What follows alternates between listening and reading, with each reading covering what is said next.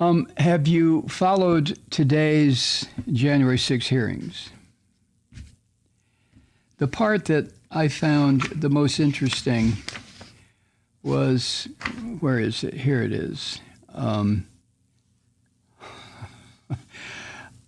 There was some testimony today delivered from former Trump campaign chairman Bill Stepien, who was not live because his wife was delivering a child today, so he couldn't make it. But there is video. There's all kinds of video, and the part that it just struck me as funny. I mean, just pure funny. And then, in addition to just pure funny, kind of macabre, scary funny, insane funny. Put any weird adjective in front of funny that you want to, and that's how this testimony about a drunk Rudy Giuliani affected me. So the story from Stepien, very simply, Giuliani told the Orange Vomit on election night, when it was clear that he had lost the election, a drunk Giuliani told Trump, go ahead and declare victory anyway. Even though the chief propaganda sewer in this country, Fox News, had called Arizona for Joe Biden, and votes had yet to be fully counted in other battleground states, but it didn't make any difference. Poor Rudy. I mean, anybody who gets drunk under those circumstances obviously has a very severe sickness. And I want to make sure that I don't condemn Giuliani because he's a fucking drunk. I have to understand that he has an illness, and the illness will probably kill him eventually. Sooner rather than later, I think, would be the preference of a lot of people. But okay, he's a sick man.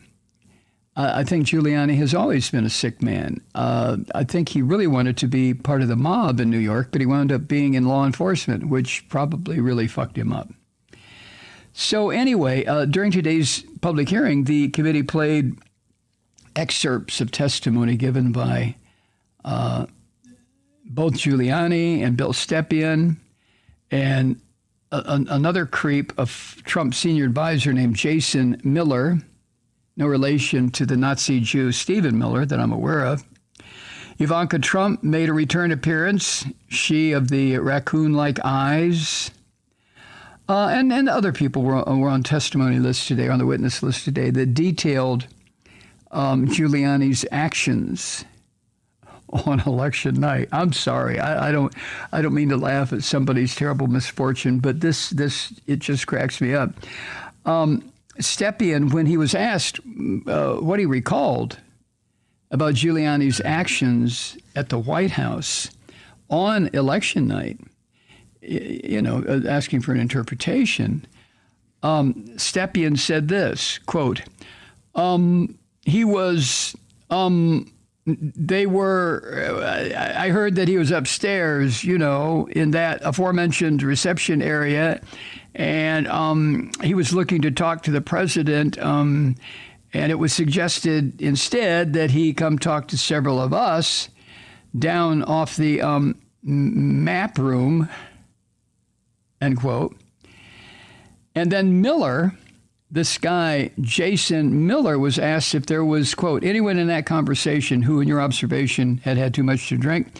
Miller replied, yeah, Mayor Giuliani, end quote. And the counsel for the committee then said, quote, tell me about that. What was your observation about his potential intoxication during that discussion about what the president should say when he addressed the nation on election night? End quote. And Miller answered, quote, well, the mayor was definitely intoxicated, but I do not know his level of intoxication when he spoke with the president, for example, end quote. Now, in Giuliani, of course, in the days and weeks following the election, kept pushing Trump's bullshit case that voter fraud had cost the Orange Vomit the election.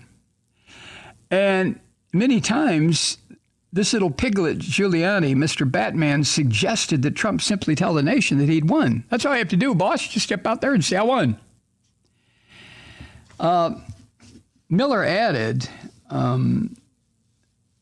that, oh, Jesus, God, it's just hard to talk about this shit.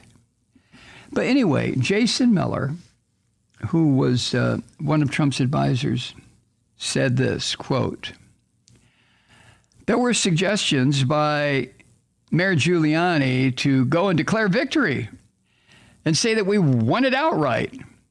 I think effectively Giuliani was saying, we won it. They're stealing it from us. Where did all the votes come from? We need to go and say that we won. And essentially anyone who didn't agree with that position was being weak, end quote. Now, Mr. Stepien, on the videotape that they played today, he was kind of uncomfortable with that idea, he said. Stepien said, quote, it was far too early to be making any calls like that. Ballots were still being counted. Ballots were still going to be counted for days, and it was far too early to be making any declaration of victory, end quote. And asked what she thought her fucked up father should be telling the country following that call by Fox News that Biden had won Arizona. The little bitch Ivanka responded, quote, I don't know that I had a firm view on what he should say in that circumstance. The results were still being counted. It was becoming clear that the race would not be called on election night, end quote. Ooh. You know, my daddy used to touch me. On Friday, last Friday, ethical misconduct charges were filed against Rudy the Bat in D.C. over his bullshit assertions in federal court that were challenging the legitimacy of the 2020 election. And, you know, Giuliani was every single time a fucking loser in his various court challenges to try to overturn the election results. So, ethical misconduct charges against Giuliani. Why does that worm still have a law license? No, I realize it was suspended. I don't know if it's still suspended. But they ought to jerk it away from him. Let him go do what he should be doing. He can be a numbers runner in Brooklyn or maybe in Queens. You know, he can get the bug and go around and collect the betting slips and then show up at the local bodegas when the number is declared and hand out the money or collect the money. Right, Rudy? That's what you were made to do, you punk. Intoxicated, drunk Rudy Giuliani. And, you know, Yahoo News and CNN and the New York Times, they're so careful, aren't they, with their language? They're using the word intoxicated. That's too classy for a scum bastard like Rudy the Bat. Just call it what it is. Drunk. Hi, Truth Seekers. Mike Malloy here. As you know, we've switched formats and are now broadcast exclusively on the Progressive Voices Network. So that means you get fewer program interruptions, no corporate commercials, and lots of profanity. But our format change also means some of our radio listeners no longer hear the program. It's been a while since I mentioned our podcasts, so you may have forgotten that there is a way to listen to this program anytime you need a good dose of screaming. Visit MikeMalloy.com and subscribe to our podcasts. As a podcast subscriber, you can download the program to your mobile device and take me with you wherever you go. And if you have a friend who needs a dose of truth-seeking, you can give a gift subscription as well. That's MikeMalloy.com, and never miss a minute of the uncensored fun and frivolity.